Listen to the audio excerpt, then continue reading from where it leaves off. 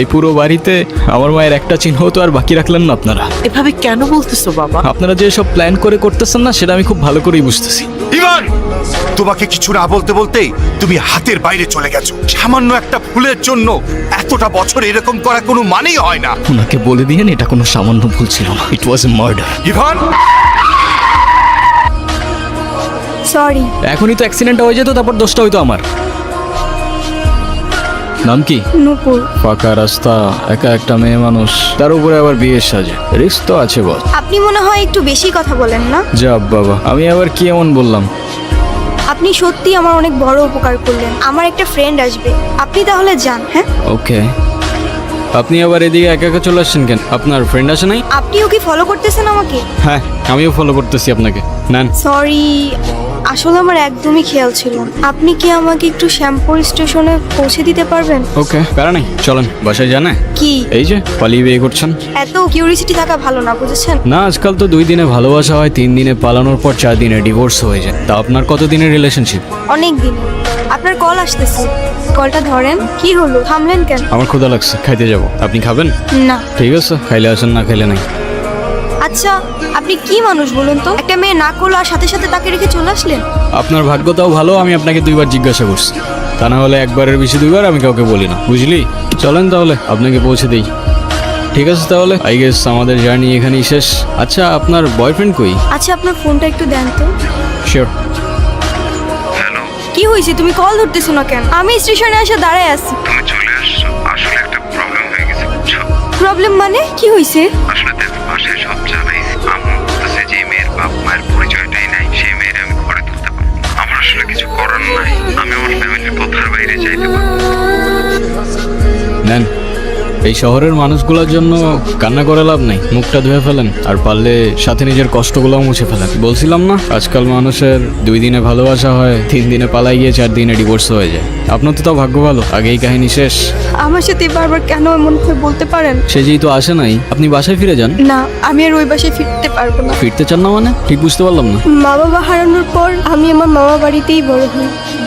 কিরে এত দেরি হলো যে? জায়গা যাও, বেতন দিছে না? মামা দিছে। তো খারাপ আছিস কে? টাকাটা দে।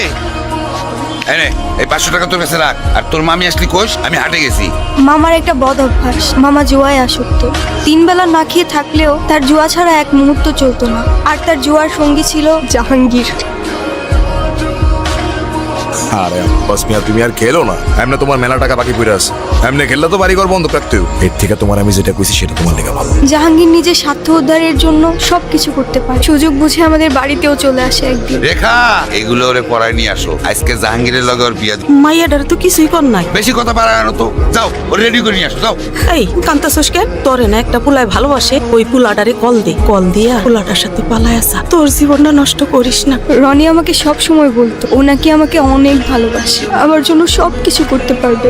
আর যখন কাঁধে দায়িত্বটা পড়লো, সেই ভালোবাসা জানালা দিয়ে পালাই গেল, তাই তো? আমি তোমাকে ভালোবাসি, শুধু এই 3টা শব্দ বলে দিলেই তো আর ভালোবাসা হয়ে যায় না। সারা জীবন পাশে থেকে দায়িত্বটা কাঁধে নিয়ে তারপর ভালোবাসাটা প্রমাণ করতে হয়। আমি এখন কই যাব, কি করব, কোনো কিছুই না বুঝে উঠতে পারছি না। আপনি চাইলে আমার সাথে যেতে পারেন, কোথায়?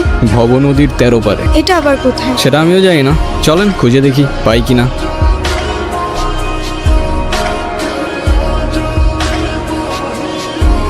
কি হলো? ফিউয়েল শেষ। এখন উপায়? আরে সেটা তো আমিও বুঝতেছি না। এ বাস বাইরো। এই কিরা? নিজের ভাগ্নিরে ভাগাই দিয়া তুই আমারে কইতেছস পাইছো? শালা টাকা দে, তুই আমার টাকা দে। এইসব কি কইতেছো জাহাঙ্গীর তুমি? এত টাকা আমি কই পাবো? তুই টাকা দিবি, আর নাহলে তোর ভাগ্নিরে তুই আনবি। ওর সাথে বিয়ে হওয়ার আগ পর্যন্ত এই শিরনে আমি খুব। মোস্তফা কে? আমার বাবা। মা আর আমি অনেকদিন বায়না করার পর অবশেষে একদিন বাবা আমাদের ঘুরতে নিয়ে যায়। মা মা আইসক্রিম খাবো। আইসক্রিম? দাঁড়াও, আমি যাবো আর আসবো।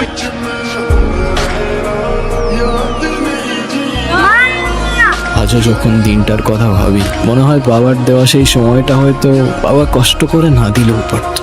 মা যাওয়ার পর থেকে বাবা আর আমার দূরত্বটাও বাড়তে থাকে, আর শুরুটা হয় বাবার সেকেন্ড বিয়েটা দিয়ে, যেটা আমি কোনোদিনই অ্যাকসেপ্ট করতে পারি না। আচ্ছা, তোমার ফোনটা একটু দিবা, মামিকে ফোন করে জানাই আমি ঠিকঠাক আছি। নূপুর, সকাল হয়ে গেছে, যেতে হবে। কোথায় যাব? ওই ছেলেটার না আসার কথা। আরে ওর ভরসায় বসে থেকে আর লাভ নেই, কোথায় না কোথায় কি খেয়ে পড়ে আছে কোনো ঠিক নাই। কই ছিলি তুই? তেল নিয়ে আসছস? কিন্তু মেহমান ঠিকই নিয়ে আসছে। নপুর, আমি তোমারে বারবার বললাম যে আমি শেরওয়ানিটা পরাই, তো তুমি আমার লেগে এতটুকু অপেক্ষা করতে পারলা না? তোমার লেগে শেরওয়ানি আমি এখনো করিনি। সময় থাকতে থাকতে তোর ভাড়াটে নাট বল্টু নিয়ে কাইটা পর জাহাঙ্গীর। সময় চলে গেলে শেরওয়ানির সাথে সাথে তোর ইজ্জতটাও খুলে যেতে পারে। নপুর, তুমি আসো আমার সাথে। হাতটা ছাড় জাহাঙ্গীর। তুই জাহাঙ্গীরের লগে লাগতে ইস্তা। এই জাহাঙ্গীর কেনা তুই এখনো চিনোস না? তোর মতো জাহাঙ্গীর প্রত্যেকটা গলির মোড়ে জঞ্জালের মতো পড়ে থাকে, চেনার প্রয়োজনই মনে করি।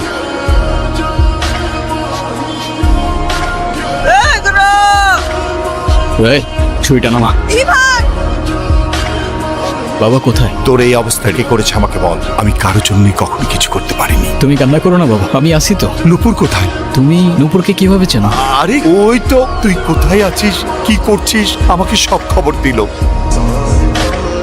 তারপরে সকালে এসে তোর এই অবস্থা দেখলাম। তোর গায়ে কে হাত দিছে খালি একবার বল, বাকিটা আমি দেখছি। বলেন মা কবুল। আমি কবুল বলবো না। বিয়ে করবি না মানে? করবে না মানে করবে না। তুই আবার এনেছিস? ওরে আজকে আমি এই সাবধানে, তোর জবানের চেয়েও ট্রিগার ফার্স্ট চল। একবার চেপে দিলে তোর কথা আর আমার কান পর্যন্ত পৌঁছাবে না ভাই। বাবা, এই জাহাঙ্গীর আমার সহজ সরল ভাগ্নিটারে ভয় ভীতি দেয়, আজকে বিয়ে করতে আইছে। আমারে বাঁচাও বাবা। এ বসে, তুই আমার লোকে পড়ে নিতেছস? তোর ভাগ্নির সাথে বিয়ে দেওয়ার কথা বলে তুই আমার কাছ থেকে 1.5 লাখ টাকা নিছস। তুই এখন তোর ভাগ্নির লোকে আমার বিয়ে দিবি আর নালে টাকা দিবি? একটা মানুষ এতটা স্বার্থপর হয় কি হল? আপনার নিজের মেয়ে হলে এটা করতে পারতেন। বাবা, আমার ভুল হয়ে গেছে, বড় ভুল হয়ে গেছে, আমার মাফ করে দাও বাবা। যার উপর জুলুম করছেন তার কাছে মাফ চান। আমারে মাফ করে দে মা। শোনেন আব্বাস মিয়া, আপনার মেয়ে এখন থেকে আমার মেয়ে হয়েই থাকবে। যেদিন আপনি আপনার স্বভাব চরিত্র পরিবর্তন করতে পারবেন, সেদিন এসে মেয়েটাকে দেখে যাবেন। আমার বাড়ির দরজা আপনার জন্য খোলা থাকবে। আই মা। একটা জীবন সমুদ্রে তার মুক্ত একটা পাখি, আলোতে এলেই দেখা যায় বোকা অন্ধকারের সাথে। সবশেষে পাশে পরিবার, আর পরিবারই তোর লাঠি। ছোট্ট খোকার আকাশ জুড়ে সবুজ প্রজাপতি।